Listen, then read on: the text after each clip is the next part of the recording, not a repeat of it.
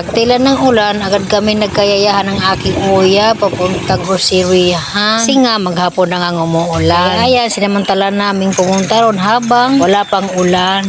At panay kasi ulan dito sa lugar namin. Kaya ang hirap kumilos talaga pag ganitong sitwasyon. Palagi lang namin nakikita kundi baha at saka putik sa paligid namin. Nakakatama din minsan lumabas sa bahay kasi panay ang ulan. Siya nga pala, naggrocery pala kami para sa aming tindahan. At naubusan na kalos ng laman ng aming tindahan kaya kailangan na namin mamili. Budget lang muna sa ngayon kasi mahirap ang buhay, ang tumal pa ng bintahan. Tumal pa ang pasok ng pera sa ngayon. Lalo na, kabilaan din ang aming bayarin. Lahat ng gastusin kinukuha namin sa tindahan kaya ang hirap mag-budget kapag konti lang ang pera. Pinamili nga lang namin to ang mga importanteng items na wala sa tindahan na palaging binibili ng mga customers namin. Kahit pa konti-konti lang itong binibili namin, ang importante meron kaming may binta. At para din may maibigay kami sa mga customer namin. Kahit maliit lang ang patong ng item, basta importante mahalin at maruling.